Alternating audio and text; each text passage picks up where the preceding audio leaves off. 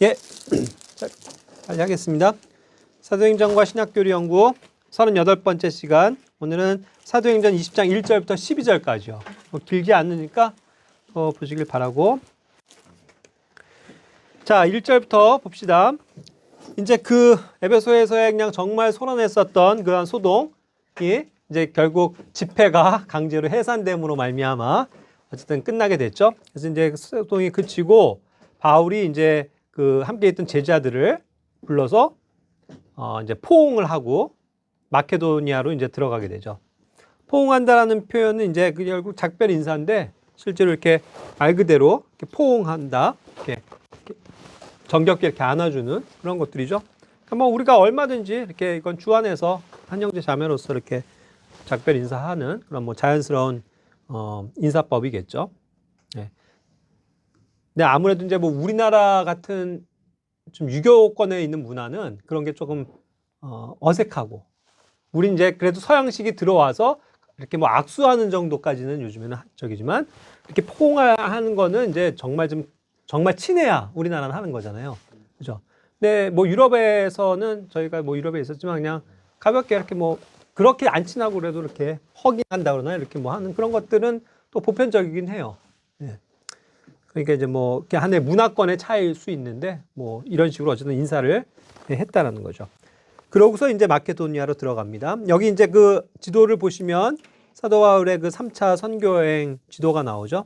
그래서 이제 여기에서 에베소에서 다시 이제 이렇게 쭉 올라가서 이제 배를 타고 일단 건너야 되겠죠. 그래서 이제 뭐 빌립보 지역이나 해가지고 이제 마케도니아로 가는 겁니다. 예. 빨리 서둘러서 어쨌든 그곳을 이제 벗어나야 어쨌든 이런 소동이 끝나니까. 그러면서 이제 그러한 이제 뭐 이 지방을 다니면서 많이 권면하고 그리스로 들어갔다 그랬죠. 그러니까 이제 그리스 지역은 그러니까 이렇게 들어가서 마케도니아를 거쳐서 또 다시 이제 쭉 내려가서 그리스 지역으로 가는 거였습니다. 지도를 보시면. 근데 이제 요거 다음 절 3절에서는 이제 그 마케도니아를 거쳐서 다시 돌아가게 돼요. 근데 이제 사실 원래는 요 다음 구절에 나오지만 3절에 배편으로 가려고 한 거예요. 아까 거기에서 그냥 배 타고 쭉 그냥 넘어가면은 빨리 시리아 지역으로 돌아갈 수 있죠. 그런데 문제는 뭐냐면 여기에 그 석 달을 머무는 동안에 바울을 해치려고 하는 그러한 유대인들이 이제 또 막 숨어서 기다리고 있었던 거죠. 그러니까 결국 그거를 피해서 마케도니아를 거쳐서 돌아가기로 작정했다는 말은 뭐냐면 주요 항구 도시들 있죠. 배를 타려면 항구로 가야 되잖아요. 근데 항구 도시에 다들 그 유대인들이 벼르고, 예? 바울을 이제 잡으려고 뭐 아마도 그랬었던 것 같아요. 그러니까 배를 쉽게 못 타니까 문제가 생기는 게 유대인들 때문에. 그래서 이제 어쩔 수 없이 다시 마케도니아 지방을 이렇게 돌아서 삥 돌아가지고 이제 드로아 지역으로 해서 들어가게 되는 거죠. 그러니까 얼마나 참 힘들겠어요. 뭐 직선으로 빨리 배 타고 갈 수도 있는 거를 그냥 또 멀리 또 육로로 또 돌아가야 되고, 그러한 이제 고초를 많이 겪었죠. 예.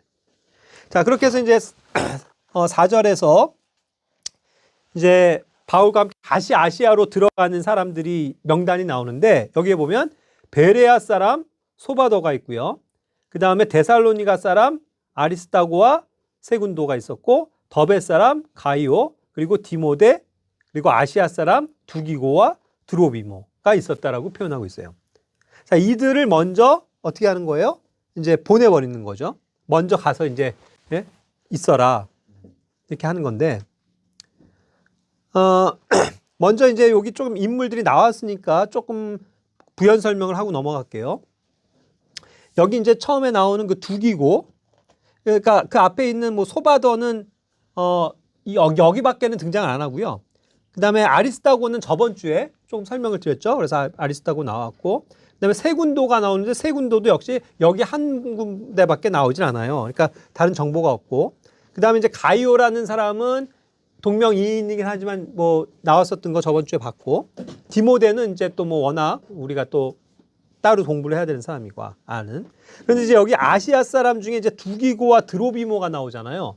그래서 요 사람들을 조금 살펴보면 두기고는 굉장히 중요한 사람입니다. 바울의 사역에 있어서. 에베소서 6장 21절에 보면 이 두기고를 주 안에서 신실한 사역자라고 표현했어요. 그리고 사랑받는 형제다.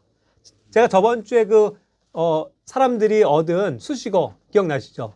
두기고는 사랑받는 형제였고 주 안에서 신실한 사역자라고 표현했어요. 그래서 이 사람이 역시 그 바울의 사정과 그런 행동과 여러 가지 이제 모든 알려야 될 것들을 알리는 그런 전달자의 역할을 했었던 사람이죠. 그렇기 때문에 에베소서 마지막 그 추신을 보면 로마에서 이제 그 바울이 에베소서를 써서 누구 편에 보내냐 하면 바로 이 두기고예요. 두기고 편에 편지를 보냈었던 거예요. 그리고 골로새서 4장 7절에도 또 나오는데 역시 사랑받는 형제, 신실한 사역자, 동료 종이라고 표현했고 이때는 또 골로새서를 로마에서 써서 이 두기고와 오네시모 편에 보냈다고 그랬어요. 그러니까 에베소서와 골로새서 이거를 다 편지를 전달하는 사역자가 누구였다냐? 바로 이 두기고였다는 거죠. 그러니까 그만큼 굉장히 교회에 있어서 이 바울의 동역에 있어서 굉장히 중요한 인물이었던 거예요.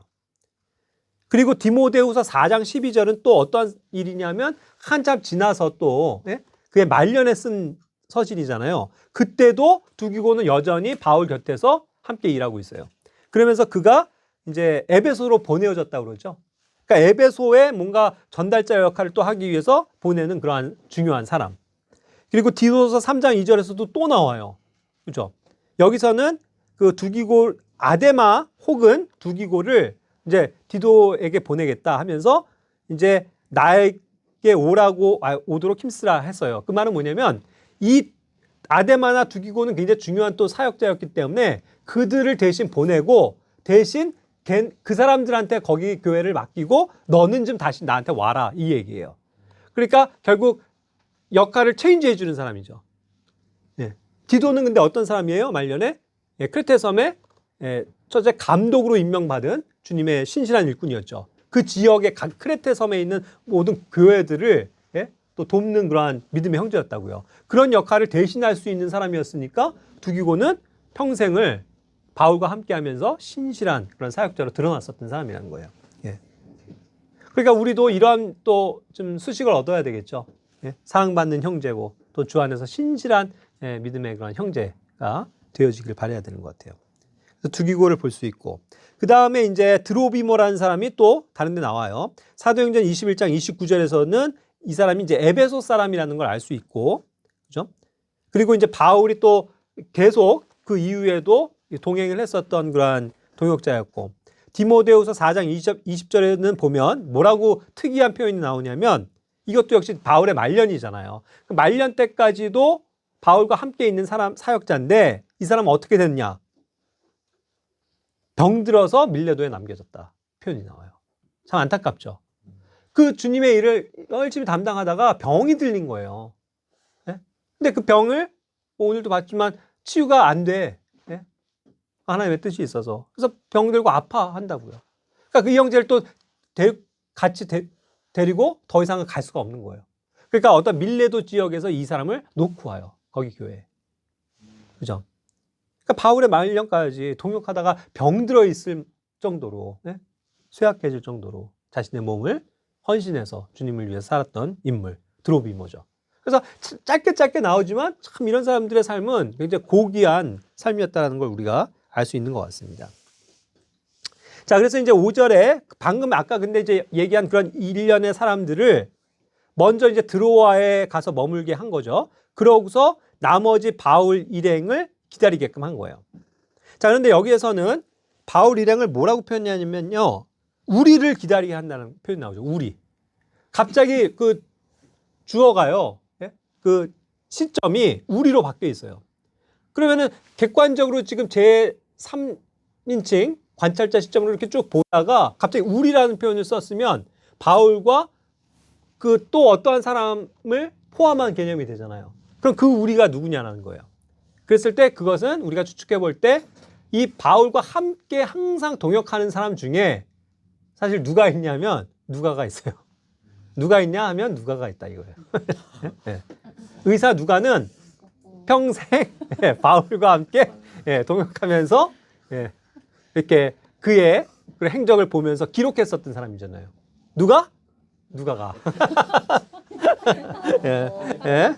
자, 그래서 이 누가 그게 이제 중요한 사람이에요. 그래서 이제 누가를 포함해서 우리라고 이제 표현하는 거죠. 그래서 이제 최소 바울과 누가는 이상의 여러 사람이 있다라는 걸 알 수 있는 거죠. 자, 그런데 이제 왜 그렇다고 하면은 이들을 먼저 나머지 사람들 드로아에 보냈느냐? 그리고 거기에 이제 이유가 나오는데 6절에 보면 바울과 유대인 형제들은 결국요. 누가도 유대인이죠. 그리고 혹시 뭐 신라가 있었을지도 모르겠는데 신라도 결국 유대인이거든요. 자, 그런 형제들은 여기 지금 무교절이 겹쳤는데 이 무교절 때문에 더 이상 진행을 하지 않고 머물렀던 거예요. 그런데 방금 아까 4절에서 보낸 사람들은 다 유대인이에요, 아니에요? 다 이방인들이에요. 그러니까 그 사람들은 야, 너네는 먼저 가 있어. 가서 그냥 거기서 들어와서 기다리면서 거기서 뭐 형제들과 함께 교제해라. 이렇게 된 거고 자신은 거기에 머물렀다는 얘기죠. 근데 왜 그러냐면 이게 무교절 때문이었다는 거예요. 이게 이제 겹쳐가지고 어쩔 수 없는 거예요. 자, 무교절 기간은 6월절 다음 날로부터 시작되는 6월절, 무교절 함께 묶여가는 일주일의 명절. 그때는 항상 이스라엘 사람들은 원래 뭘 해야 돼요? 철저하게 노동을 하지 않고 절기를 지켜야 돼요. 네? 흠없는 그런 누룩 없는 빵을 먹으면서 그런 것들 기념해야 되는 날이거든요.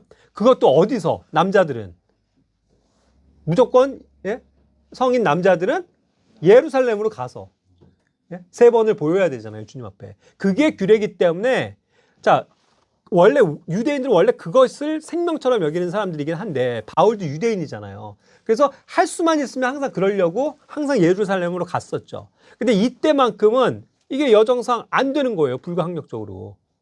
아까도 원래 왜 그랬어요? 빨리 시리아로 배 타고 가서 빨리 도달하려고 했었잖아요. 근데 그게 안 되니까 육로로 가니까 시간이 훨씬 걸리죠. 그러니까 결국 무교절 6월절 때 예루살렘으로 못 가는 거잖아요. 그러니까 어떻게 돼요? 그렇다고 해서 그러면 또 그냥 뭐 자기는 그냥 이방인의 사도니까 그냥 이방인과 함께 하겠다. 이거는 또 안 되거든요. 유대인으로서 또 유대인들이 시기 질투하고 또 유대인 형제들도 있기 때문에 그들을 또 어떠한 배려하기 위해서라도 또 자신의 어떤 최소한의 신앙 양심을 지켜야 될 수도 있었겠죠. 그래서 이제 거기에서 무교절 기간은 머물렀던 것 같아요. 그런 가능성이 있는 거예요. 그래서 이제 이 기간이 끝나고서야 이제 빌립보에서 배를 타고 닷새만에 드로아에 있는 형제들에게 합류했던 거죠. 이해가 되시죠? 그런 상황이었다는 거예요.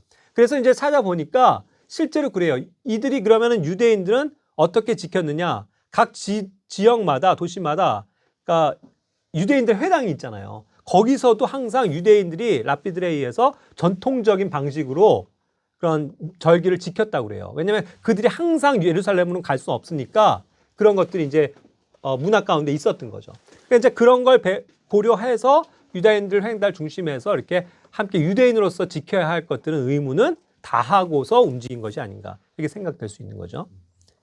예, 그런 배경을 갖고 있습니다. 자, 7절에서는 이제 그렇게 해서 모여서 뭘 했냐? 주의 첫날이에요. 자, 주의 첫날이라는 건 이제 중요한 개념입니다. 우리 신약교회에 있어서. The first day of the week.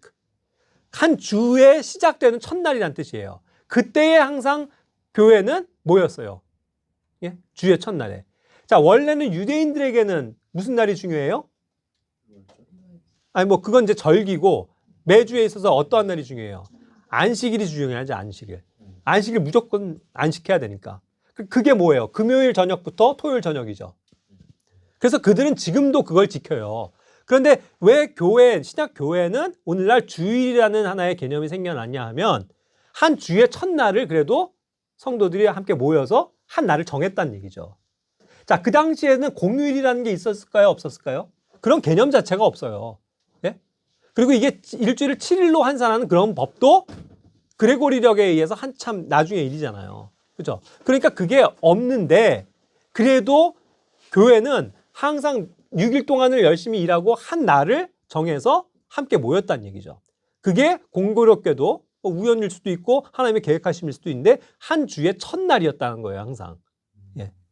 그렇게 해서 한 주의 첫날 모였다는 건데 기본적으로는 또 그 안식일이 끝난 다음부터가 또 첫날이 되잖아요. 그래서 이제 그것이 토요일부터 넘어가면서 그들에게서는 이제 일요일까지로 되니까 그러한 개념으로도 볼 수 있겠죠. 근데 어찌됐건 오늘날 그런 것들이 하나의 이 샘플이 되어서 오늘날도 우리는 주의 첫날 모이고자 하는 거예요. 의무적인 상황은 아니지만 어떤 교회가 가져온 전통적인 신앙의 하나의 본을 따라서. 자, 그럼 우리는 어떻게 됩니까? 지금 사용되어지는 원력은 월화수목금토일이에요? 아니죠. 일월화수목금토예요. 일요일이 원래 처음이라고요. 그래서 오늘날 공교롭게도 또 그게 딱 맞아 떨어진 거죠. 주의 첫날로. 그리고 감사하게도 현대사회로 가면서 이게 빨간 날이 된 거죠. 공휴일이 된 거죠. 그러니까 누구나 일을 안 하고 쉬면서 주님을 만날 수 있는 시간이 된 거예요. 그래서 주의 첫날은 오늘날도 이렇게 해서 우리가 교회로서 모이게 되는 중요한 날이다. 어떤 이걸 성수해라, 지켜라 이런 개념은 아니어도 어쩌다 그날 정해진 것이 이제 합리적인 그런 태동이었다는 거죠. 그래서 중요한 거예요. 그래서 우리는 스스로가 우리는 이 날을 일요일이라고도 부를 수 있지만 주님을 만나고 주님을 경배하는 그런 날이다라는 뜻에서 뭐라고 불려요? 주일이라고 부르는 거예요. 그래서 일요일은 좀 우리에겐 특별한 날이라는 거죠. 그렇지 않습니까? 네. 자, 그래서 그들은 항상 모여서 뭘 했냐? 이날에 빵을 떼려고 함께 모였다고 그랬어요. 자, 여기서도 보면 제자들이 함께 come together죠. 이게 되게 중요한 거예요. 제가 항상 가져가지만 교회는 함께 모이는 게 중요한 거예요. come together. 같이 나와서 모여야 돼요. 그래야 예배도 경배도 드리고 찬양도 하고 기도도 함께 할 수 있으니까. 하나님의 말씀을 함께 공부할 수 있으니까. 그게 중요한 거죠. 함께 모였다. 그죠? 그리고 또 뭘 하는 거예요? break bread. 예? 빵을 떼는 그것을 위해서죠. 함께 모였을 때 그들은 항상 주의 첫날에 뭘 했느냐? 전통적으로 주의 만찬을 했어요. 이게 breaking bread의 개념이에요. 단순히 빵 떼서 먹었다라는 식사했다가 개념이 아니고 그건 다르게 표현해요. 항상 break bread는 뭐냐면 빵을 뗀다라는 표현 자체는 주님의 만찬을 의미하는 거예요. 예? 그래서 그거를 항상 했다는 거죠. 그것이 교회의 전통이 돼서 오늘날도 매주 주의 첫날에 우리가 모여서 만찬을 하는 겁니다. 그래서 이제 요걸 이제 주의 교리로 좀 있으면 배우게 될 거고요. 자, 그러는데 이제 그런 과정에 바울이 이튿날 떠나야 되기 때문에 이제 서둘러서 해야 되죠. 그래서 이날 아예 그냥 밤까지 한밤중까지 계속해서 말씀이 선포됐다고 표현한 거예요. 한밤중까지. 되게 힘들었겠죠. 예. 오늘날 이런 거 한다고 그러면 막 하루 왼종일 밤까지 모여 있다고 하면 되게 힘들어할 텐데 어쨌든 그러한 상황이었다는 거죠. 자, 그래서 이제 방금 빵을 뗀다는 주의 만찬에 대해서 조금 교리적으로 공부하고 넘어갑시다. 자, 주의 만찬은 로드 서퍼라고 해갖고 주님이 가지셨던 마지막 만찬, 저녁 식사를 의미하는 것으로 우리가 명칭을 떠와요. 그래서 성만찬이라는 말은 우리는 카톨릭의 용어이기 때문에 쓰지 않습니다. 그냥 주님의 만찬이라고 불러요. 그런데 이것이 이제 예수님의 최후의 만찬으로부터 기원하죠. 그랬을 때 마태복음 26장에서 나오는 거는 다음과 같은 구절에 나옵니다.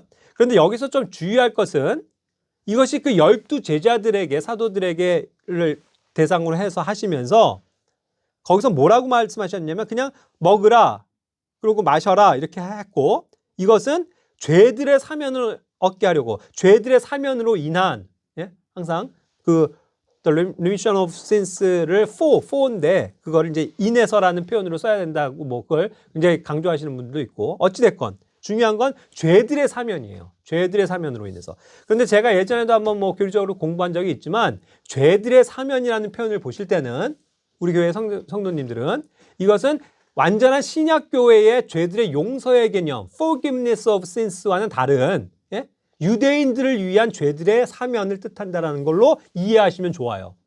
그래서 이건 유대인의 경륜 가운데 그들의 죄들을 민족적으로 유한의 침례로부터 시작해서 완전히 사면해 주시는 개념이에요. 그래서 조금 그렇게 이해를 하시면 됩니다.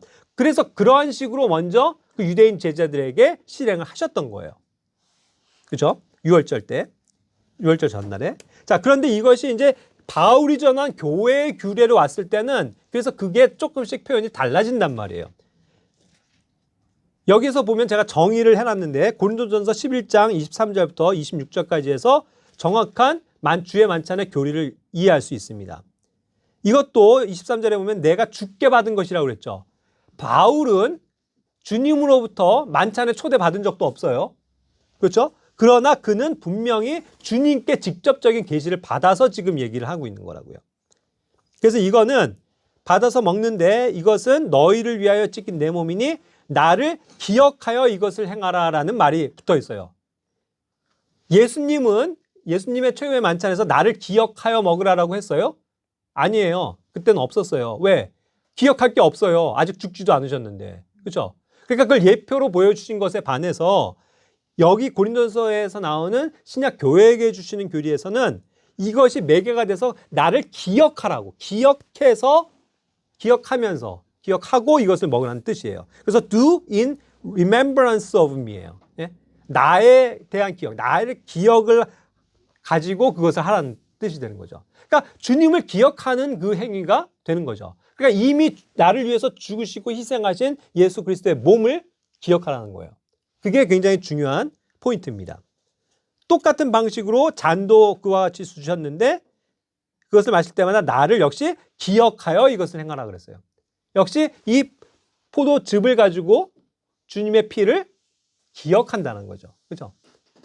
그렇게 함으로써 그냥 주님께 예배드리는 그러한 행위가 되는 거죠.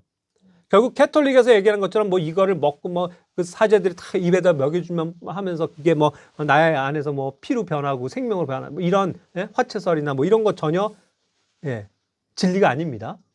오직 그냥 우리는 그 나를 위해서 희생하신 그 주님의 죽으심과 부활 또 피 그것을 기억하면서 하나님을 예수 그리스도를 예배하는 그것이 주의 만찬의 중요한 개념이라는 거죠.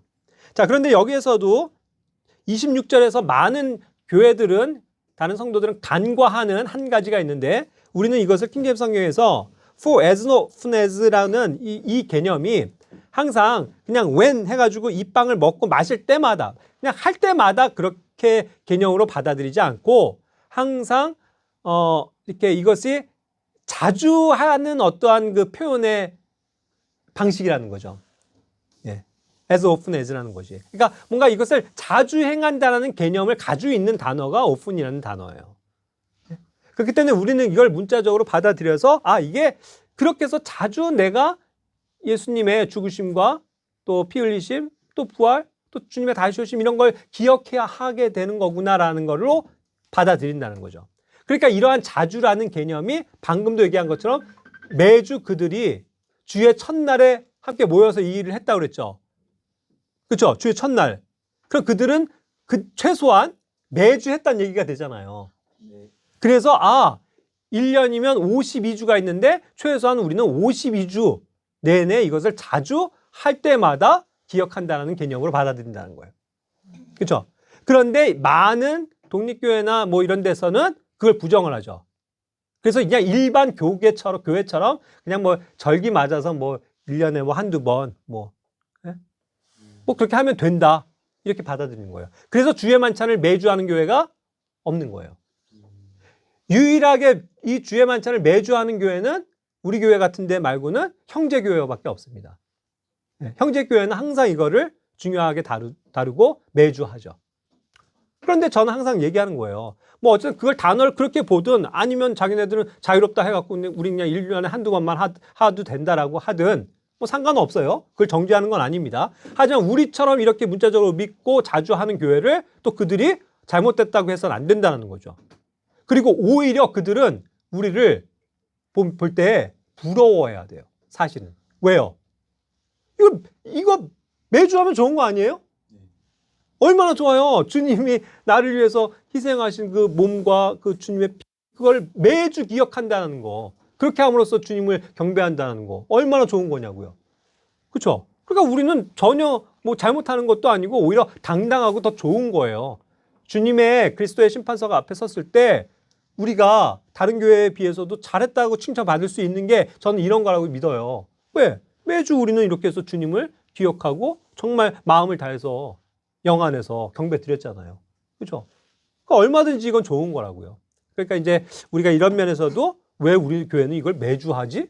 다른 교회들은 이거 뭐 1년에 한두 번 하고 뭐 두세 번 하던데 이렇게 하면서 뭐 의아심을 갖지 마시라고요. 이건 자주 할 수 있으면 뭐 날마다 할 수 있으면 더 좋은 거죠 뭐. 근데 우리가 날마다 함께 모이진 못하니까. 왜냐면 집에서 혼자 하는 이건 규례가 아니니까. 그렇죠? 집에서 혼자 성경 읽고 기도하는 거랑은 차원이 다른 거예요. 이건 교회가 함께 모였을 때 할 수 있는 거기 때문에 일주일에 한 번 정도가 가장 이제 적당하다는 얘기죠. 이해하셨죠? 네. 자, 그러면서 이제 바울이 전한 교회 규례에 있어서 이제 방법과 질서를 얘기합니다. 20절에서는 그렇기 때문에 한 곳에 함께 모일 때예요. 한 곳이에요, 한 곳. 한 곳에 모여야 거기에 그 성경 그대로의 표현대로 한 빵이 거기에 있다고. 한 빵. 빵 하나요. 그거를 나눠서 먹는 거라고요. 예? 물론 이제 사람이 너무 많으면 이제 빵도 여러 개를 하겠지만 그게 결국 하나에서 나온 한 빵이다라는 개념이라고요. 한 식탁에 있는, 함께 먹는. 그죠? 그래서 함께 모이는 게 중요하다. 그럴 때 이제 하는 거다. 그리고 21절, 22절에서도 얘기하는 것처럼 질서를 따라서 행해야 된다는 거. 그리고 그 당시 고린도 교회의 무질서함을 얘기했는데 그게 왜 그래요? 우리가 마시는 건 포도즙이에요. 와인이라고 하더라도 그것은 포도즙입니다.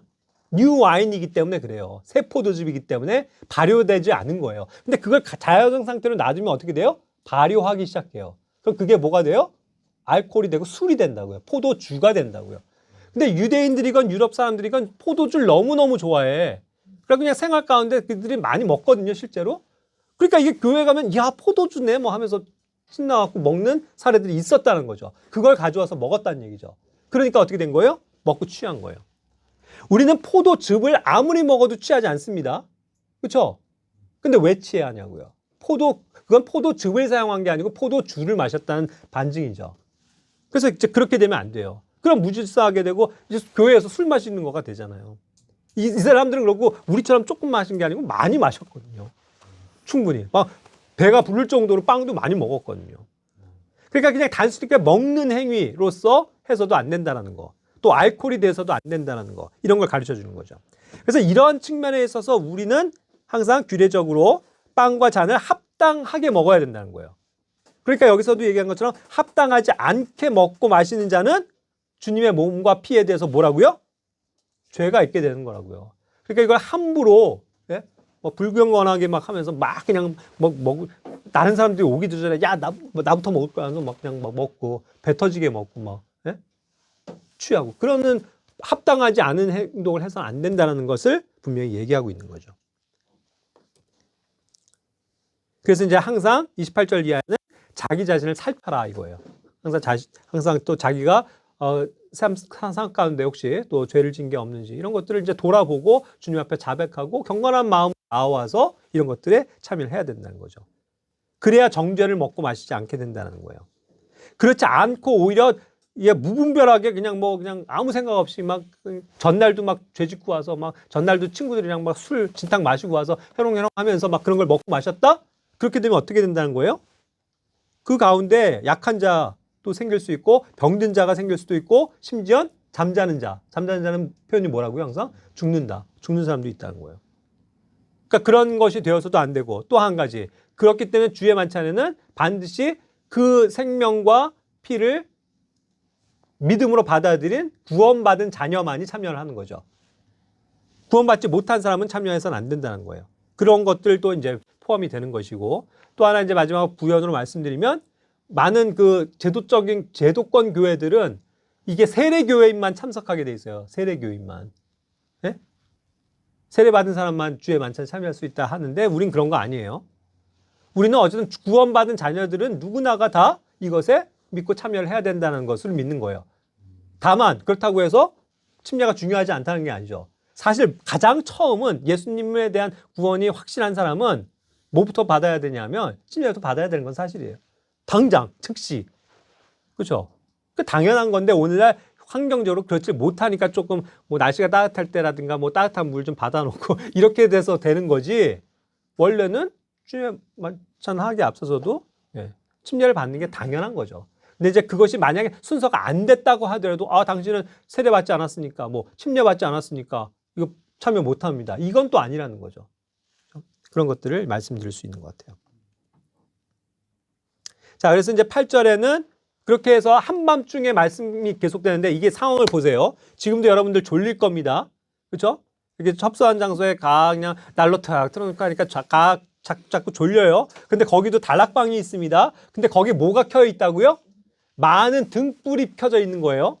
그걸 환하게 하기 위해서 등불이 켜져 있습니다. 그러다 보니까 밀폐된 장소에 초 같은 등불이 막 켜가 있으니까 어떻게 돼요? 산소가 부족해지죠. 실제로 산소 결핍 현상이 나오죠. 창문을 열어놓고 환기하지 않는 이상은. 그러니까 어떻게 되는 거예요? 자꾸 이게 졸리는 거죠. 그죠? 그래서 구절에 누가 나와요? 이 유두고라 하는 어떤 젊은이가, 예? 여기 김동문이라는 젊은이가 이렇게 되면 안 되는 거예요. 그러니까 그죠? 어떤 젊은이가 창에 딱 걸터 앉아 있어. 창 쪽에 가장 바람도 솔솔 부는데 명당 자리 하나 딱 취득했어요. 그래갖고 이따가 이게 자꾸 하다 유씨라고요? 우리 유씨를 모독하지 마세요. 우린 류입니다. 우린 류. 자, 그러다 이제 여기 깊은 잠에 빠진 거죠. 그죠? 말씀이 길어지니까 한밤중까지 계속되니까. 그러니까 이제 졸다가 어떻게 된 거예요? 맥을 잃었다고 표현했죠. sunk down이라고 했더라고요. 완전히 그냥 이렇게 막 푹, 예? 꼬꾸라지는 것 같은 거죠.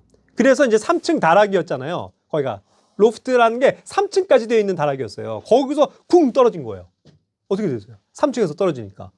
이렇게 보니까 어떻게 됐다? 죽었다. 교회에 이제 이런 사건, 사고가 생기면 교회는 난감하죠. 그죠? 교회 성도들이 막 좋다고 모였는데, 졸다가 떨어져서 죽었다고 하면 이것도 막 민망한 일이고, 또 주변으로부터, 저기 뭐 이상한 사람들이다 뭐 할 거 아니냐고요. 근데 난감한 일이에요. 졸다가 떨어져서 죽었으니. 다른 일도 아니고. 그러고 있는데 어떻게 했어요? 바울이 딱 내려가서 그를 엎드려서 그를 껴안고, 아, 염려하지 마세요. 걱정들 하지 마세요. 그의 생명이 그 속에 있습니다. 하고 딱 그냥 일으키는 거예요. 그러니까 어떻게 된 거예요? 살아난 거예요. 기적이죠. 그죠? 주님께서 하시고자 하면 살리시는 거예요. 그렇게 해서 이제 그렇게 놓고, 자, 바울도 되게 웃긴 사람이에요. 이 사람은 뭐가 치는 법이 없어. 그리고 이런 거 배려가 없어. 어떻게 보면. 그렇게까지 됐으면 이제 우리 좀 피곤하니까 좀 쉽시다. 좀 갑시다 할 텐데, 바울은 또 아무렇지 않은데 다시 올라가요. 그래서 또 빵을 떼어 먹고서 오랫동안이라고 했어요. 오랫동안, 예? 날이 셀 때까지. 아까 한밤중이었잖아요. 한밤중에 이 사건이 있었는데 아예 날이 셀 때까지 작정해서 계속 하나님의 말씀을 선포한 거예요. 그러고서 떠난 거예요. 오늘날 같으면 어떻게 돼요? 완전히 형제자매들 실족하죠. 네? 지금도 아마 막 시계들 보실 거예요. 왜 이렇게 형제님 안 끝내 하면서 이럴 텐데, 이제 막, 예? 그럴 텐데, 바울은 그냥 주저없이 막 밤이 새도록, 날 새도록 그냥. 시간이 없으니까. 자기 더 많은 걸 가르쳐 주고 가고 싶으니까. 이랬던 거죠. 자, 그래서 이제 12절에는 사람들이 이제 이 살아난 젊은이로 인해서 적지 않은 위로를 받게 된 거죠. 네? 그래서 뭔가 유두건 또 제2의 인생을 살았을 거예요. 그죠? 어찌됐건. 그래서 더 주님을 위해서 헌신했을 수도 있겠죠. 그러나 어쨌든 우리가 영적으로 볼 때는 졸고 있어서는 안 돼요. 깊은 잠에 빠져버리고, 네? 무기력하게 되고, 그러다가 그냥 아무것도 못하고. 그런 삶이 되면 안 되겠죠. 그러니까 더구나 여기 젊은이들이 많은데 그냥 힘을 내고 젊음 하면 뭐 얼마나 좋아요. 막 힘있게 막 청소도 열심히 막. 네? 그죠? 네, 마치도록 하겠습니다.